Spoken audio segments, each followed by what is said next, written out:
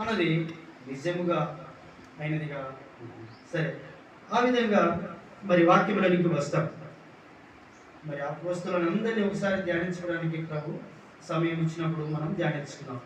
సరే,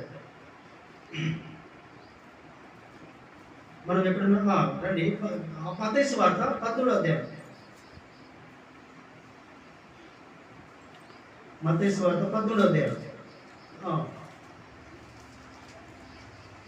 ఆ దినమందు మత్తయి సువార్త 13వ అధ్యాయం మొదటి వచనం. ఆ దినమందు యేసు ఇంట నుండి వెళ్ళి సముద్ర తీరమున కూర్చుండెను. బహుజన సమూహములు తన యొద్దకు కూడి వచ్చినందున ఆయన దోణికి కూర్చుండెను.